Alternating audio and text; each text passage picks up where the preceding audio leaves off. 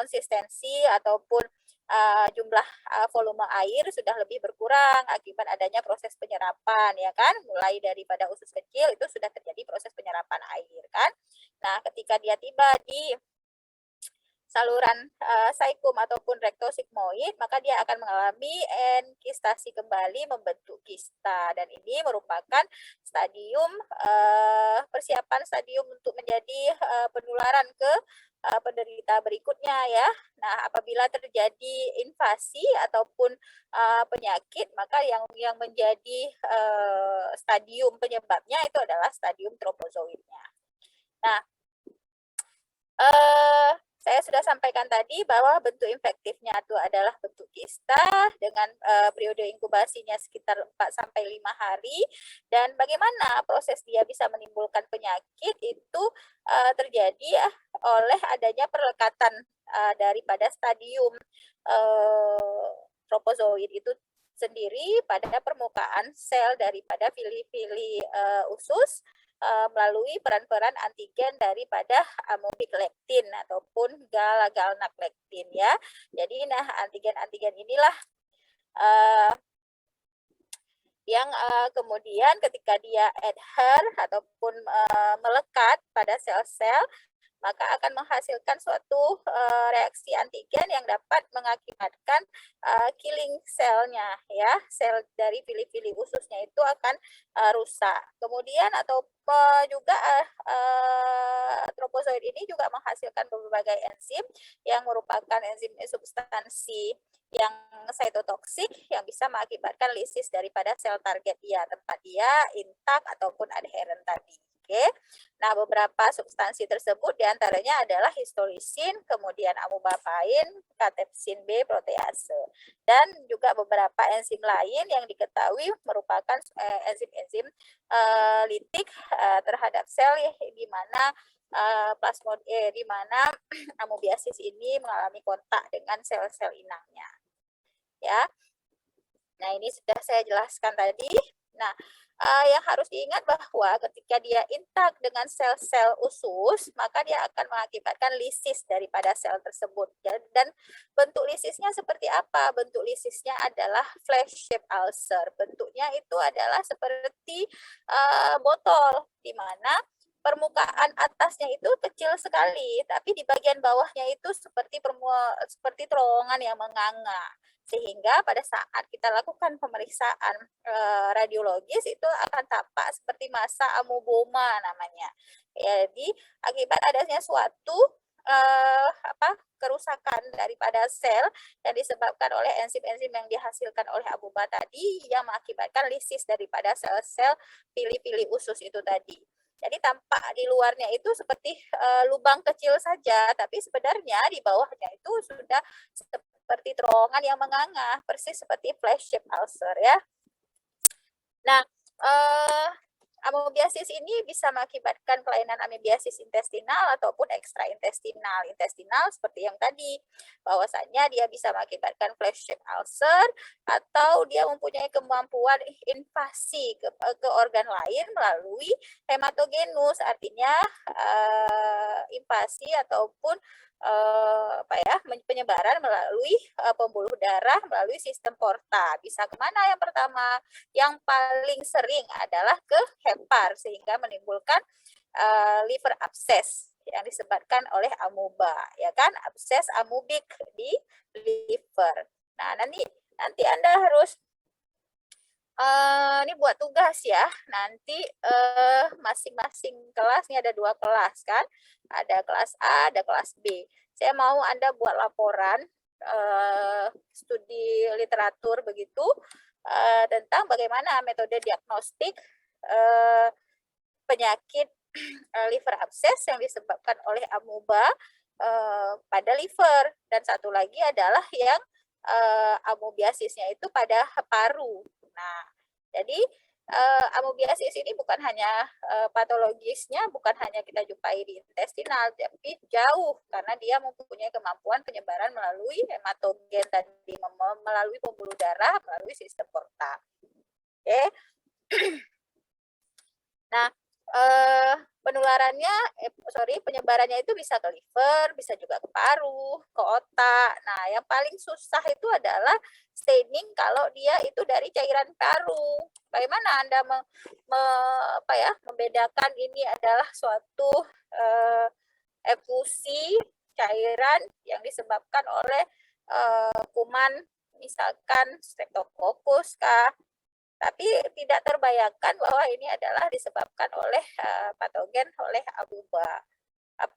Kapan kita pertimbangkan itu biasanya kalau sudah di treatment, sudah diterapi dengan berbagai jenis antimikroba tapi tidak respon, maka kita harus pikirkan kemungkinan adanya infeksi amuba apalagi pada penderita yang higienitasnya ataupun dengan sosial ekonomi yang rendah, ya.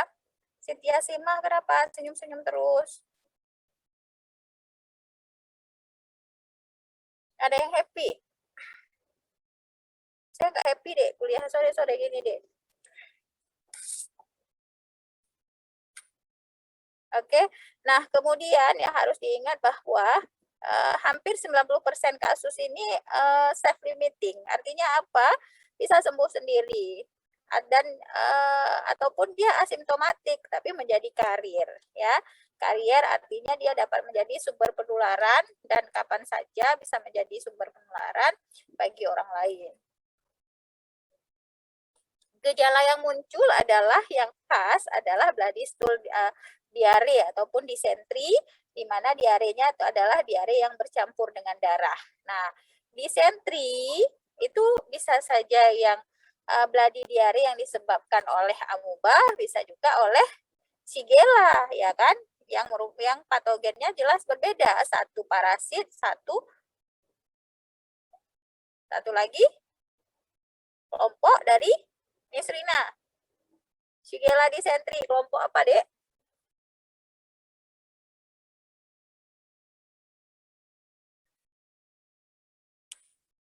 Dokter. Ya, Shigella dysentery. Hah? Bakteri, dokter.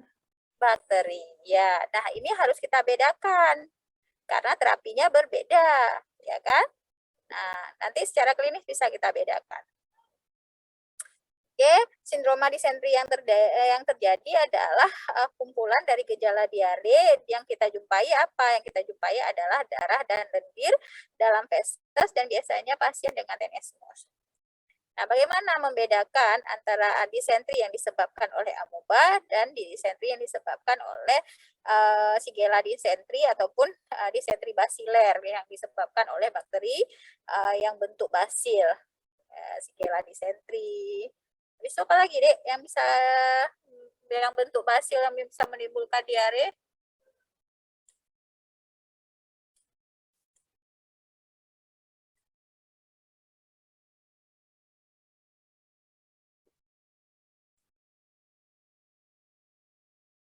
Ya sudahlah.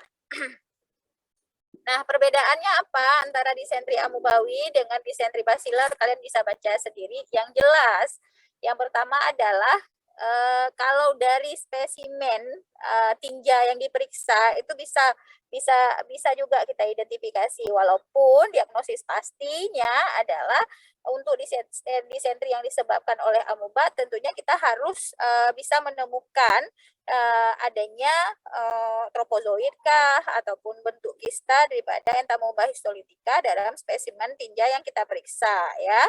Nah, dan ini kita lakukan pemeriksaan secara mikroskopis di bawah mikroskop dengan pewarnaan tertentu. Nanti saya akan jelaskan pewarnaannya. Nah, tampilan mikroskopis.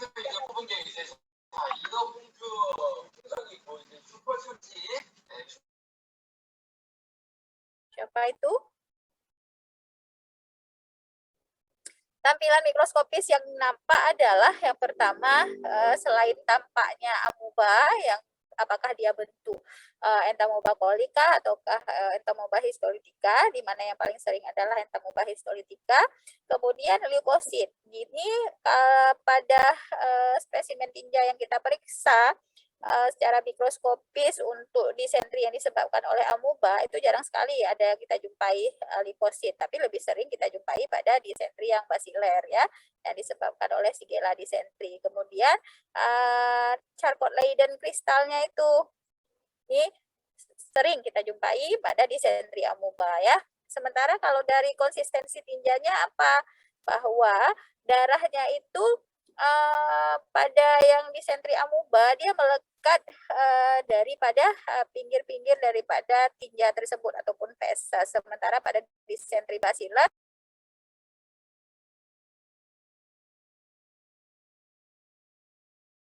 lain ya, itu sebenarnya sudah bisa secara makroskopis menggambarkan petunjuk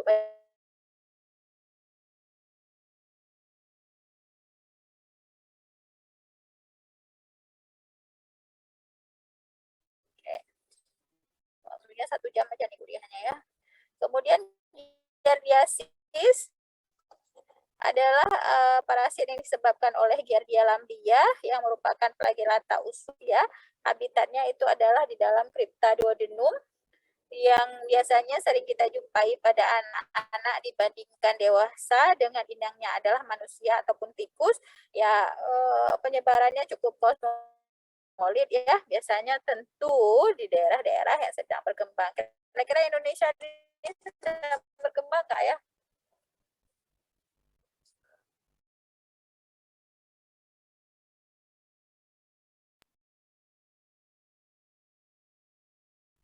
Atau negara maju ya kita ya? Izin dokter masih negara berkembang. Jadi intinya apa? Kalau masih negara berkembang, Masih banyak parasit Giardia lamblia dokter sehingga menyebabkan infeksi dokter. terus konsekuensinya bagi kalian apa?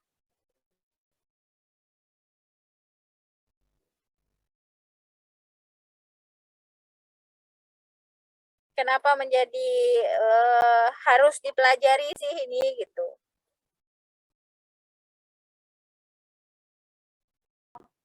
Kemungkinan besar karena banyaknya pasien yang bisa terkena penyakit ini dokter, terinfeksi parasit ini dokter.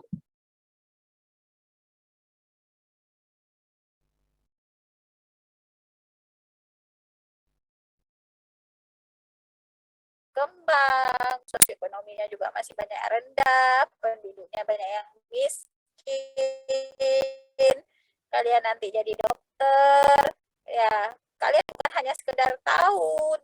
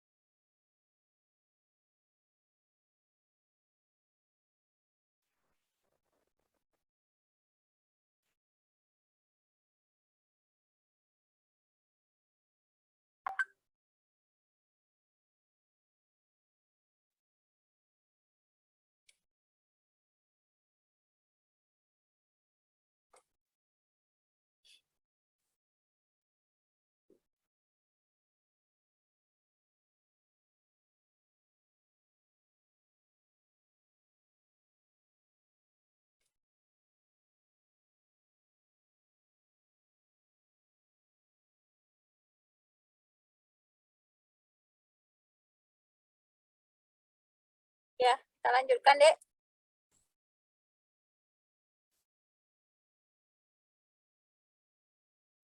Atau saya kasih bahan aja ya?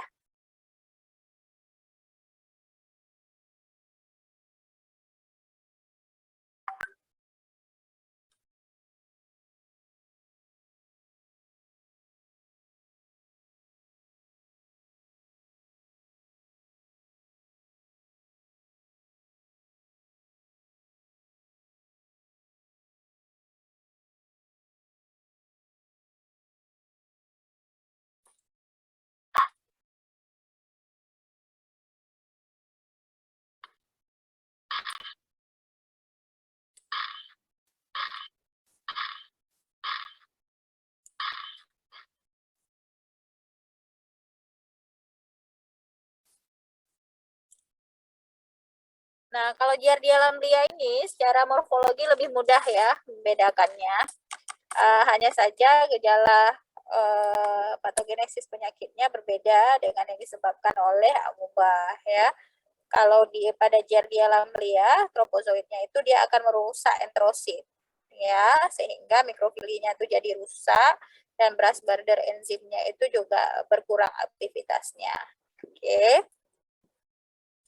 Nah, jadi secara patofisiologisnya kalau kita periksa, maka patofisiologi terjadinya diare pada Giardia lamblia ini dia mengakibatkan fili-fili daripada sel-sel enterosit itu menjadi rusak dengan dimana biasanya kan dia panjang, bagus gitu ya. Nah, pada infeksi ini jadi flat, jadi rata filinya. Akhirnya apa? Penyerapan cairan dan makanan itu menjadi terganggu sehingga timbullah diare ya. Nah, diare yang muncul yang gimana? Yang malabsorpsi ya, lebih banyak steatoril, lebih banyak diare yang berlemak, kemudian warna tinjanya itu pucat, kemudian putih kekuningan disertai dengan penurunan berat badan, pasiennya sering dengan kembung. Oke. Nah, disertai dengan gangguan absorpsi juga, baik itu karotin, glukosa dan laktosa, ataupun asam folat, ataupun vitamin B12. Nah, di sini aktivitas lipase pankreatik itu sudah terhambat ya, karena penyerapan bilirubin oleh Giardia lamblia. Jadi bilirubin pada infeksi Giardia ini diserap oleh Giardia sehingga aktivitas lipasenya itu menjadi terganggu menimbulkan sindroma malabsorpsi. Untuk diagnosisnya prinsipnya sama dengan amoebiasis ya. Antara amoebiasis dengan giardiasis sama, kita lakukan pemeriksaan tinja, kita bisa temukan bentuk stadium kista ataupun tropozoid. Tropozoid tadi karena dia punya pseudopodia, tentunya dia akan bergerak-gerak ketika tinja ataupun spesimen pemeriksaan kita masih segar ya. Pemeriksaannya bisa dengan pewarnaan Ziehl-Neelsen ataupun dengan pewarnaan hematoksilin ataupun trikrom. Nah, bisa juga dengan serologi dengan ELISA ataupun PCR. Sekarang sedang berkembang diagnostik amuba ini dengan menggunakan PCR. Adik-adik bisa baca bagaimana diagnostik amuba menggunakan PCR karena umumnya diagnosisnya cukup sulit di dalam dengan pemeriksaan langsung di bawah mikroskopis menemukan amuba itu cukup sulit sehingga diagnosis pastinya sekarang sedang berkembang adalah menggunakan PCR deteksi antigen daripada amuba ataupun Giardia itu sendiri. Nah, kalau dengan pewarnaan itu kalau kita warnai dengan hematoksilin itu akan memberikan tampilan yang berbeda dibandingkan kita warnai dengan trikrom ya. Kalau kita warnai dengan hematoksilin maka tampilan daripada tropozoid ini kebetulan yang ditampilkan adalah bentuk tropozoidnya ini dia lebih keabu-abuan ya Dek, dengan eritrositnya itu lebih pudar lagi gitu. Jadi dia udah warnanya itu kurang cerah, lebih abu-abu. Kemudian eritrositnya memang sulit kelihatan kalau kita menggunakan pewarnaan hematoksilin. Dan inilah yang dibilang dengan pseudopodia itu dia tadi deh. Nah, sementara kalau kita warnai dengan trikrom itu warnanya menjadi lebih hijau, lebih terang. Kemudian eritrositnya itu menjadi lebih kemerahan nampak ya.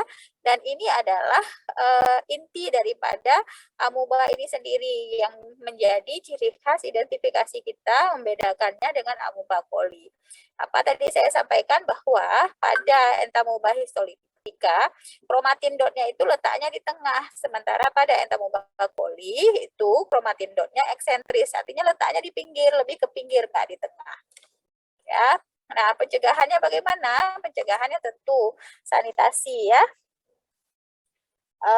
kehidupan lah yang sehat ya. Ya tentunya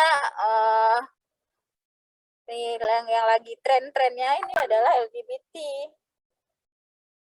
Dan ini yang harus dihindari karena menjadi salah satu predisposisi terjadinya infeksi yang disebabkan juga oleh amuba ini karena terjadi oral seks dan anal seks ya.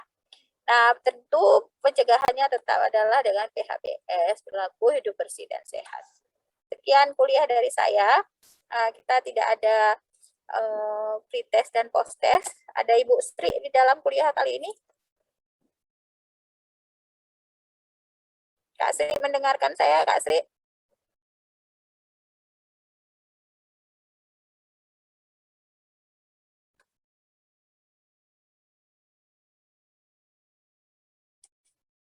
Enggak ya?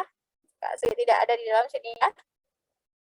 Ada Ibu Sri, Dek? Ada yang tahu di mana keberadaannya? Dokter, sepertinya tidak ada, dokter.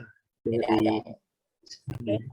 Jadi ini kita Zarfan tidak ada pretest post test karena saya tidak sempat mempersiapkan pretest post test. Nilai praktikum Anda itu saya ambil nanti dari laporan yang Anda kumpulkan tentang yang saya bilang tadi. Saya mau Anda mencari literatur review tentang bagaimana metode diagnosis amuba pada liver dan juga amuba pada infeksi di paru ya. Pada efusi pleura di paru, bagaimana metode diagnosisnya. Bukan hanya sekedar PCR, oh gini-gini. Saya ingin Anda mulai dari bagaimana persiapan spesimen itu Anda lakukan. Anda persiapkan dari mana Anda mengambilnya, kemudian spesimen apa yang diambil, bagaimana cara pemeriksaannya. Nah, nanti boleh dikembangkan metode diagnosisnya, metode pemeriksaannya bisa dikembangkan apakah melalui pewarnaan ataupun teknik molekuler dengan menggunakan ELISA dan PCR. Ya, siapa nih penanggung jawab kelas A, siapa penanggung jawab kelas B? Izin dokter, mungkin ini bisa dipecah lagi ke kelas tutorial dokter, jadi ada 16 kelas dokter. Boleh Zarfan, kamu urus saja ya Zarfan. Oh iya, baik dokter. Nanti untuk pembagiannya Zarfan bagi untuk kelas A, perkiraan untuk yang paru, dan kelas B untuk yang hepar dokter. Ya, boleh. Ya, nanti mau dipecah-pecahkan kecil lagi metode diagnosisnya masing-masing itu silakan. Saya serahkan ke Zarfan. Ada berapa kelas semua Zarfan? Izin dokter, untuk totalnya ada 16 dokter. Oke, berarti 8A, 8B ya. Iya, benar dokter. Oke, berarti ini pembahasannya harus lengkap dan sistematis dari mulai dasar hingga yang paling fenomenal saat ini. Ya. Karena itu akan menjadi nilai praktikum Anda untuk topik protozoa usus ini. Kapan bisa saya terima ujian, kapan? Izin dokter, untuk ujian sedang dikonfirmasi ulang dokter, karena ada beberapa praktikum yang belum dilaksanakan dokter. Oh iya, oke. Oke, kalau begitu terima kasih untuk kuliah hari ini. Selamat liburan di sore hari Minggu. Ada yang mengikuti kuliah dari warung kopi nggak? Ayo acung jempolnya, acung. Nggak apa-apa, ayo acung. Dara dari mana ikut kuliahnya? Dari rumah dokter. Oh, itu rumahnya di belakang. Bukan dokter, ini background, virtual background dokter. Ya, oke. Oke, Oke, sampai ketemu di lain kesempatan. Mohon maaf untuk segala kekurangan. Hari ini kuliahnya jadi di hari sore Sabtu Minggu karena saya memang sedang tidak punya waktu kosong ya, karena saya juga lagi studi. Terima kasih. Billahi taufiq wal hidayah. Assalamualaikum warahmatullahi wabarakatuh. Waalaikumsalam warahmatullahi wabarakatuh. Mohon maaf dokter, apakah Zarfan boleh minta terkait materinya dokter? Banyak tuh deh bahannya. Kalian bisa searching tuh. Tinggal searching aja keluar semuanya nih.